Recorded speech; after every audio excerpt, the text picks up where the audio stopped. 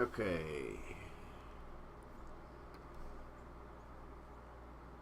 Alright, we appear to be streaming. If there was any doubt about what we were going to talk about.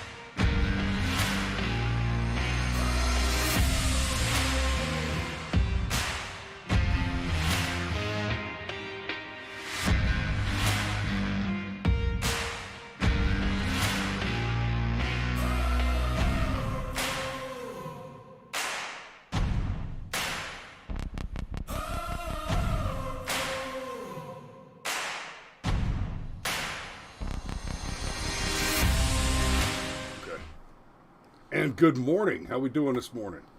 I mean, it almost doesn't seem real. That's how I'm doing this morning. Yeah, it's there's some interesting stuff going on right now.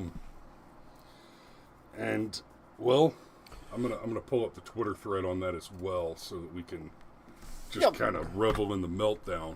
But well, according to Ruth Bader Ginsburg, this is not surprising. Right. Count Dracula. These So, here's what we know so far. Oh, good morning, guys. And I'm just gonna say it. We're talking about breaking news, and information is spotty at best.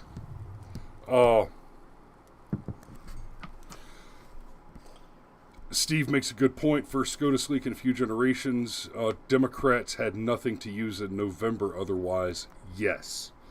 That's one of the key takeaways here is, well, off the rip, we have information that suggests the Supreme Court is ready to overturn Roe v. Wade. Finally. And that is, on the face of it, a good thing. Not killing children. This isn't hard, okay?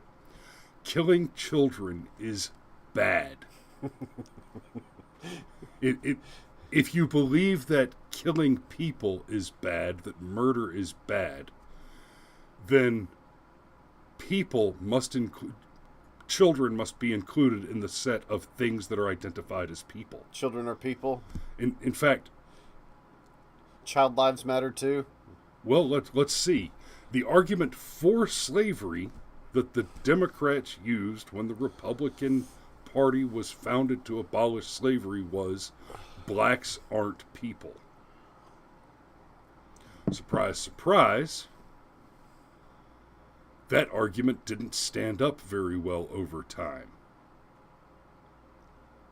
And surprise, surprise, when the Democrats decided that, well, if we can't have slaves, then we'll just exterminate all the blacks by establishing a thing called Planned Parenthood, and the Republicans said, wait, killing people is bad, children are people, ergo killing children is bad, the Democrat argument was, and still is today, babies aren't people.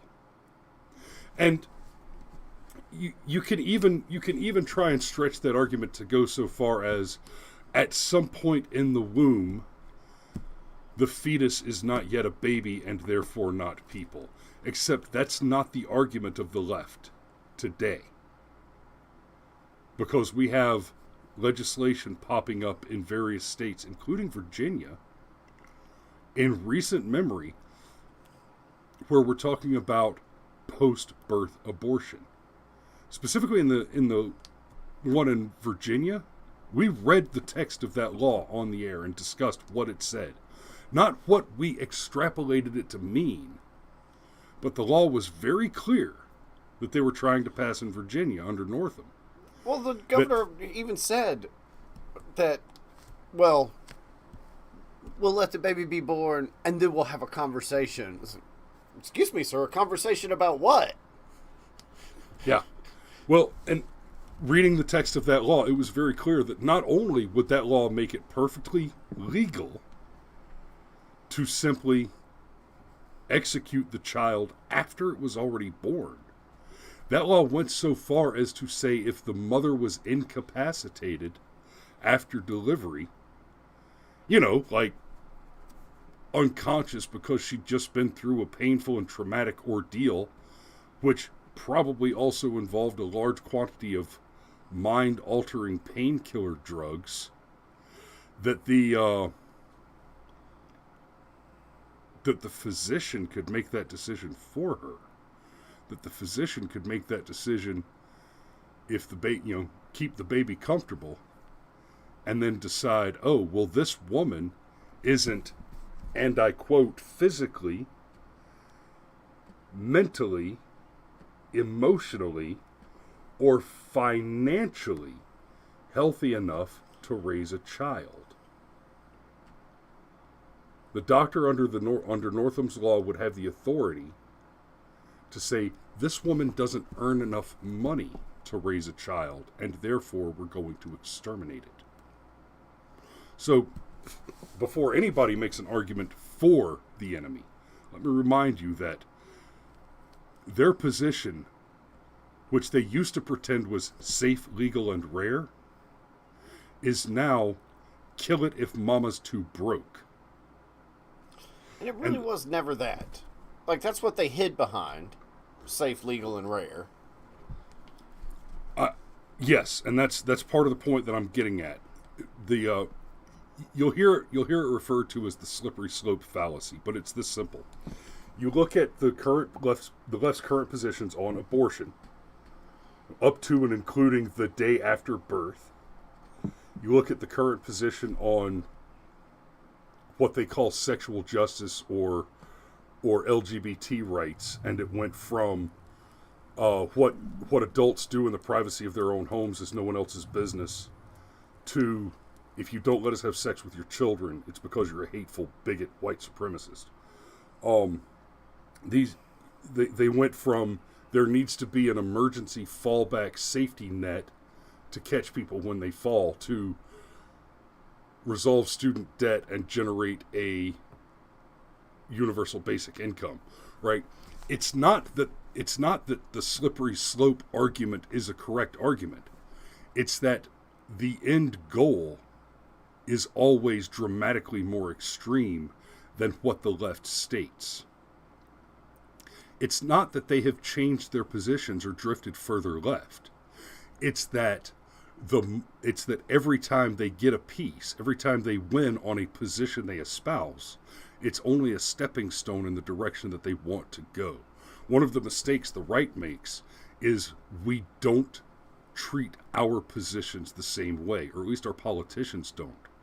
We got permitless carry in the state of Georgia, and now in 26 states, where more than half of states have some version of permitless carry, or what they like to call constitutional carry. That's our gay marriage. The next step is whatever it takes to get to there are no more gun laws. And if your politicians aren't actively engaged in that, they need to be replaced. They're garbage. Now, on the my base prediction on this is that it's going to fail because Kavanaugh is going to get weak-kneed and fall. We've already seen in the past within the past 12 months, we've seen Breyer being basically forced out. I mean, it was painfully obvious that that the Democrats basically went and said, "Hey, Breyer, you need to go ahead and cut bait because we want to put a radical, psychopathic leftist on SCOTUS, and you're in the way. You're not radical and psychotic enough. We have to bring in a black woman." And I say that advisedly because Biden said very clearly that the only criteria were that she be black and female. Now, we hear constantly, oh, the right is so bigoted, they're against this, they're against that. I'm sorry. Against what? Because a meritocracy works. A meritocracy works because you get qualified people in important positions. The left position is to abolish meritocracy and guarantee that no significant position is held by any person who is not easily manipulated by the party.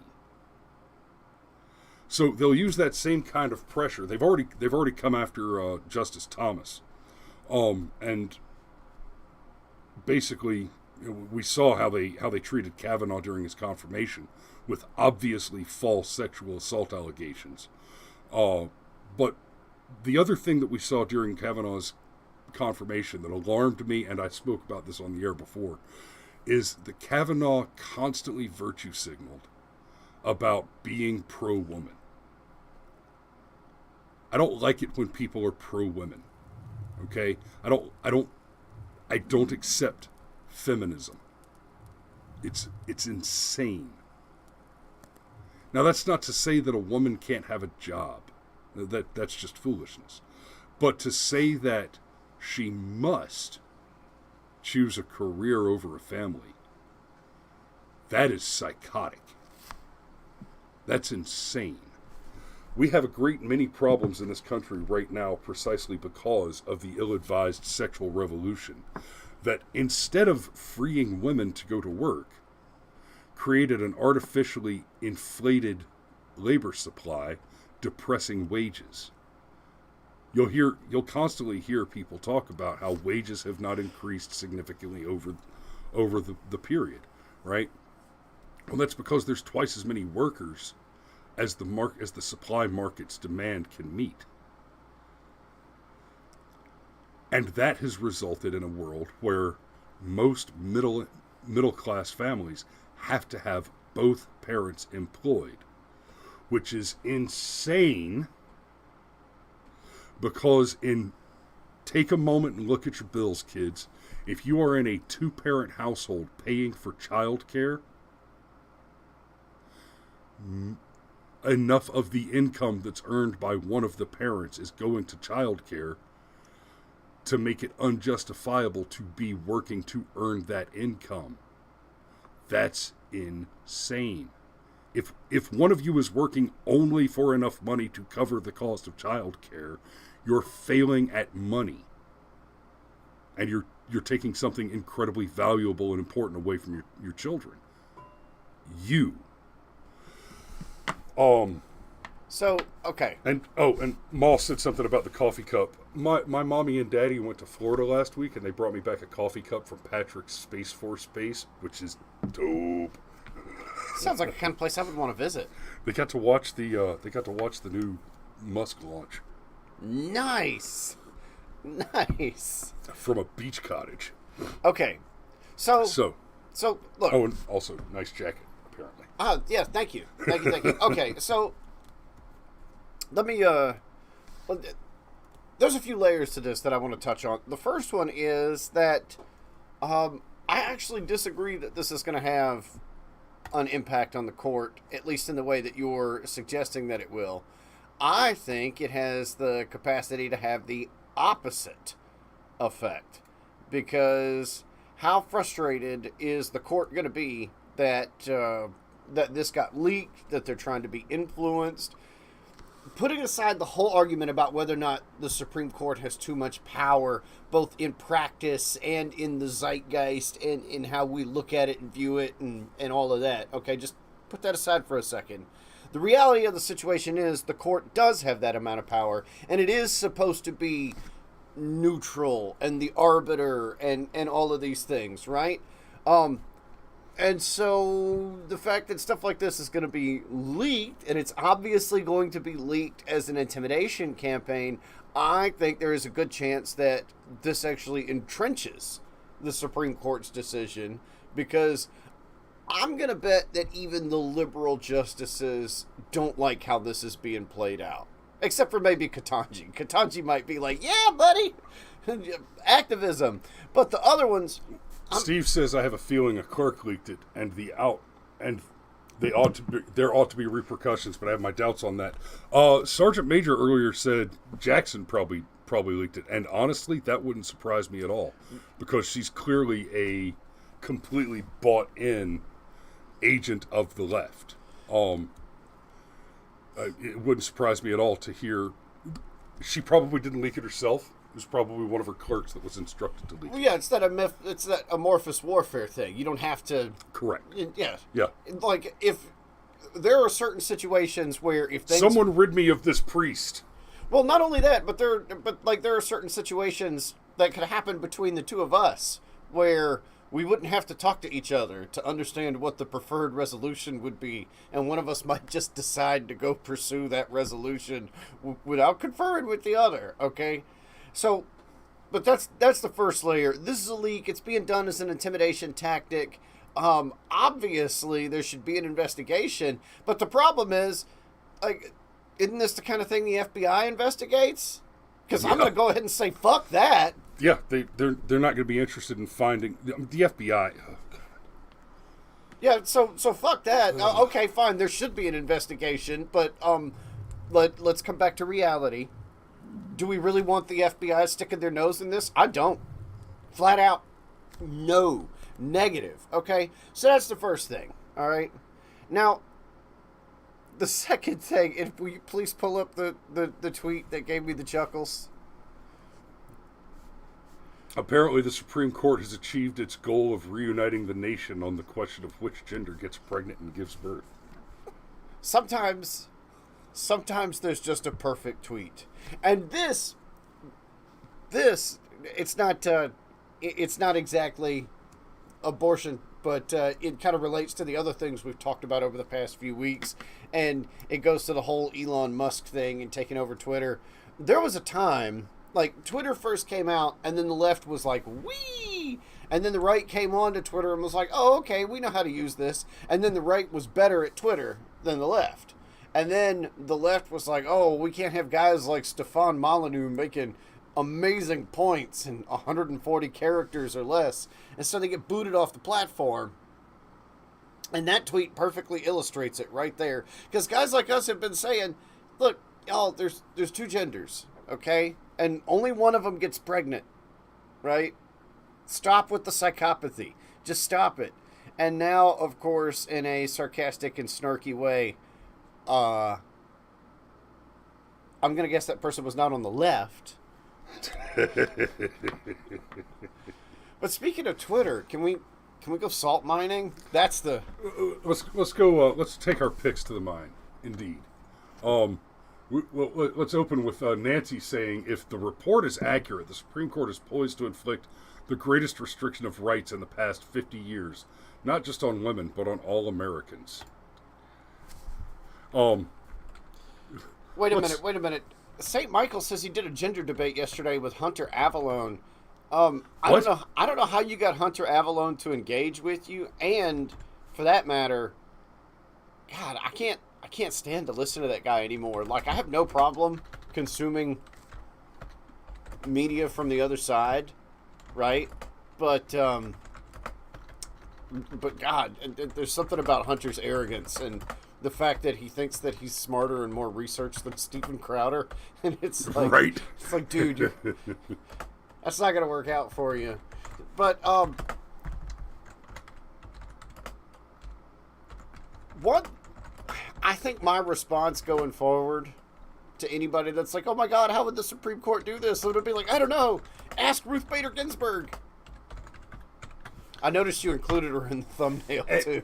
And Ginsburg was not a huge fan of Roe. She liked it in concept, but she understood that it was shaky law. Well, she was very clear. It was shaky law. It was not designed. It was not founded on constitutional, on a constitutional stance.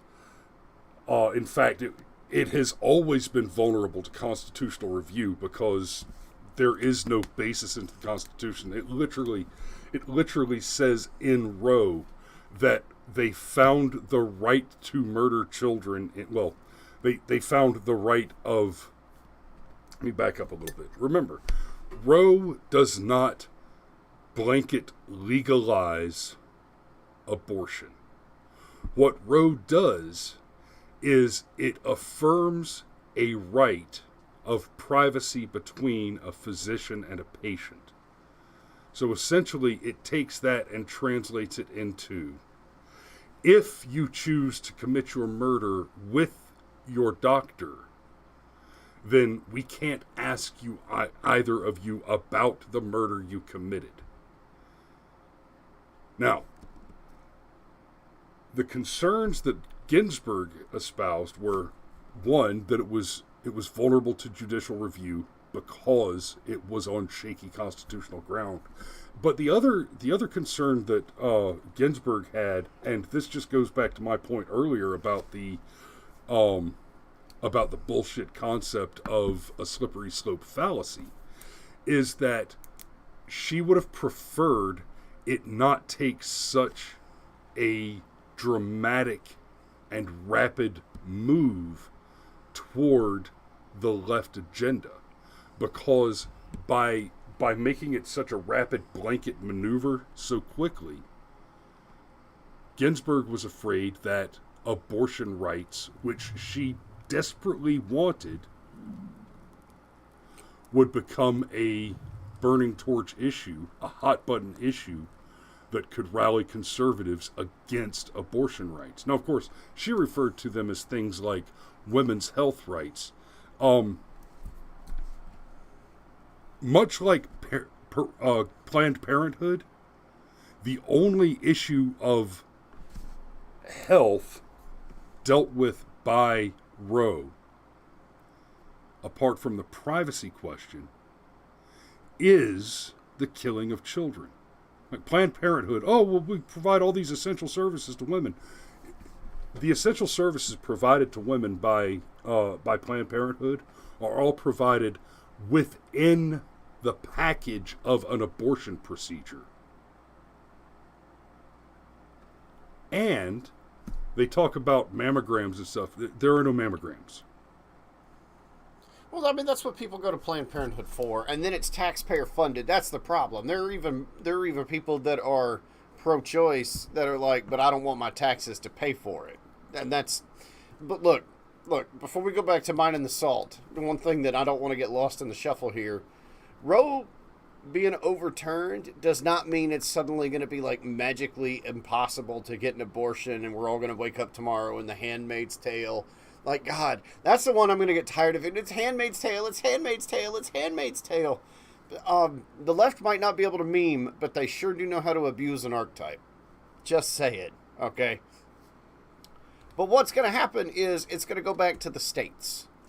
And because of okay, if you insist on getting your abortion, is it possible that you'll have to drive to New York to get your abortion?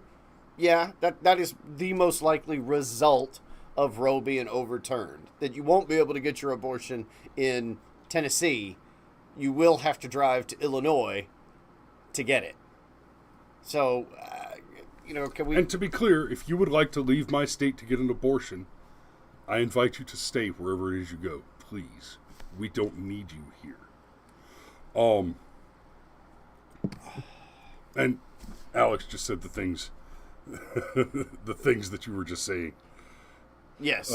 Yeah, I don't think terribly much is going to change. It's still going to...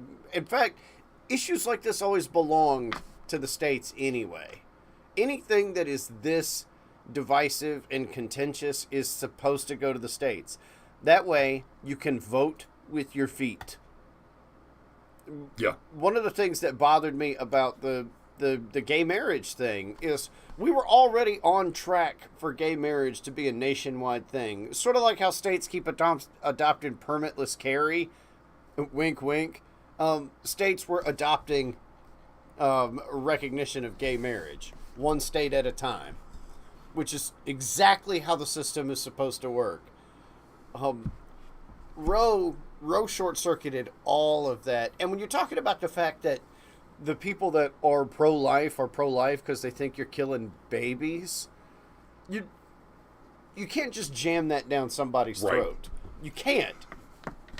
And there are some other takes that I want to talk about. Where did I have it pulled up? So okay, forget it. I don't need it pulled up. There are some other takes that are being slung around out there, and we'll just discuss them and dig into them. One of them is that the precedent set by overturning Roe v. Wade is going to make vulnerable Obergefell, Loving, etc. That, well, this is just the first step in repealing, in getting rid of gay marriage, and in making it illegal for mixed race couples to be involved with each other. That's insane. Well, and it's such a lie. Correct. And the other one that they're talking about is this is the right trying to get rid of abortion and contraception. Guys, think back. I didn't like Romney, but remember when Romney was doing an interview and he was asked, with Stephanopoulos. And Stephanopoulos asked him, well, why do you want to get rid of contraceptives? And Romney was taken aback, like, what? He was smart enough to actually sidestep the question and be like, nobody here's talking about contraceptive, right. George. Why are you bringing it up? And nobody has. It's been this insane red herring. I almost said white elephant. It's been this insane red herring that the right wants to take away contraceptives. Okay. Since when? There are some religions that within their religion they refuse to use contraceptives, like Catholics, right? But point to me one elected official, one elected politician that has actively said or even hinted that they want to outlaw contraceptives. That's not happening anywhere. But they need you to believe it is. And that was part of the conflagration around Obamacare stuff too. Remember there was a big deal with Hobby Lobby and the contraceptives thing, that there were, well, they don't want you to have birth control. No. No, they didn't want you to have specific abortifacient birth controls. They didn't want you to have pills that aborted your unborn baby. They didn't want you to be able to conduct an unsupervised abortion in your own home, which seems like it should jive right with the pro-Roe people who are now screaming that, well, the abortions are going to happen anyway. I saw a tweet earlier that I replied to. Here it is. I replied to this guy who said something about how the abortions are going to happen. And I said, you're absolutely right. The sort of people who murder children for no other reason than that the child is inconvenient cannot be expected to respect the law. In fact, they can't even be expected to make reasonable, let alone responsible choices for their own well-being. This was in response to a guy that tweeted, where's all the Second Amendment guys that say if you outlaw all the guns, then only outlaws will have guns? Like, you're right. You're absolutely right. If you outlaw abortion, only criminals will murder babies. You know, if you think there's no difference between a person wanting to be armed for his own self-defense and a person wanting to murder their baby for the convenience of it, and let's be clear, more than 90% of all abortions are a matter of convenience. Yep. Oh, I didn't want to get pregnant. It's way more than 90%. But we run with the 90% number because when we did our first deep dive on this years ago, I was actually responsible for doing the research. Yay, me. And I found the most liberal thing that I could find that said 10% of the of abortions were performed for reasons of incest and rape and health of the mother and stuff like that. So we've rolled with that figure because even at 10% versus 90%, like there's no world where you get 90% of a thing and it's not clearly a supermajority of a thing. Right. So, fine, we'll go with your figure and say 90%. And look, don't let them throw you off point here, okay?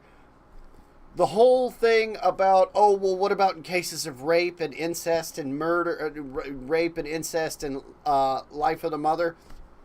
That's bullshit, and it's always been bullshit.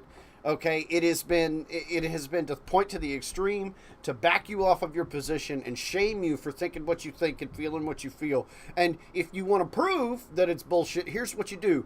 You look this person dead ass in the face and say, I tell you what, let's compromise. Yep, okay? I'm in. Let's in. make an exception for life of the mother and rape. In fact, let's even say, you know what? I'm even okay with government funding for life of the mother and rape. But the other stuff where it's voluntary, that's illegal. And watch them spin around on their eyebrows and everything, okay? However, this is the other thing, and I'm going to caution everybody out there to really try and remember what I just said and try and stay focused on the point. Because what is going to happen here is it's going to be just like that Don't Say Gay bill in Florida, which actually doesn't say a fucking thing about don't say gay at all. It just says wait till after 3rd grade to teach the kiddies about sex. That's all that bill. Well, and you have to tell the parents if they ask questions, right? So, funny. Again, that's one of those things. It's like, who needed to make a law? Like, anyhow, I'm not getting distracted there because it was already illegal to discuss to have pornography in the classrooms. Okay, but here's the deal, okay? Just like that, they're going to lie, and they're going to come up with the Handmaid's Tale, and they're going to push this bullshit about, oh, they're trying to get rid of contraception, and they're trying to control women, and all that. No, stick to your guns, okay? And whenever somebody throws this up in your face, remind them that even Ruth Bader Ginsburg understood that this was an overreach of federal power and that this issue belonged to the states. And you can go back to as far back as 2000 and 2008, and there have been several presidential campaigns where the Republican nominee for president or during the primary session say, okay, well, let's say we get rid of road. What happens? So, well, exactly what's going to happen? That it goes back to the states. I don't think this is the winning issue that the left thinks that it is, because I've also heard this phrase come out of pro-choice people's mouths, right? I've seen women say this like in print, and they'll go, well, I would never have an abortion, and I would counsel my own daughters to not have an abortion, but I don't want to restrict the right of a woman to have an abortion. And it's like, are you really pro-choice? Because it sounds like you're not actually pro-choice. It sounds like you've just been shamed into a position that you don't actually agree with because you're a bad person if you run counter to the narrative, to what the critical drinker refers to as the message. The message. So in all seriousness, hold fast. This was always bad federal law. And that is the counter argument. That is why the court is getting rid of it. And yeah, there you go. I'm gonna leave it right there. And don't let them terrify you. Oh, this is gonna increase turnout in the left. Yeah, maybe, but I doubt it. Like, they know they've got a wet fart in the White House right now. Like, it's and now people know about Hunter Biden's laptop too. So it's yeah. Okay, I'm gonna stop.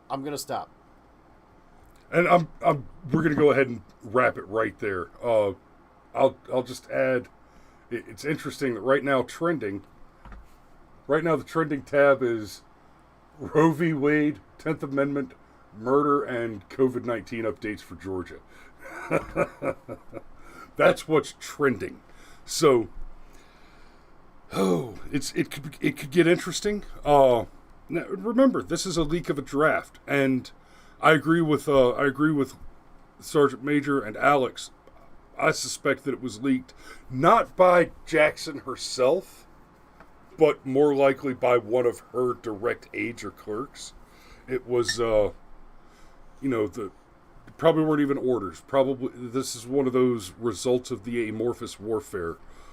Just like Lois Lerner didn't have to be told to use her position of authority to illegally target and harm conservative causes. She was just made aware by general rhetoric that is the thing that is desired of her by her superiors. So okay, all right, dude, real quick before we go, you got to give the top comment award to Wicked Minnie, who says they know who released the leak. It was Sam, Ghost of Kiev Hyde. You heard it from me first. Awesome. There you go. That's for you, Wicked Minnie. We hope you come back tomorrow and earn another one. And yes, TPS report, Alex, you're 100% correct. It is incredibly convenient that it just happened to leak the day early voting starts. But yeah, we're gonna close it there. Love you guys. Thanks for watching, and we'll see you tomorrow.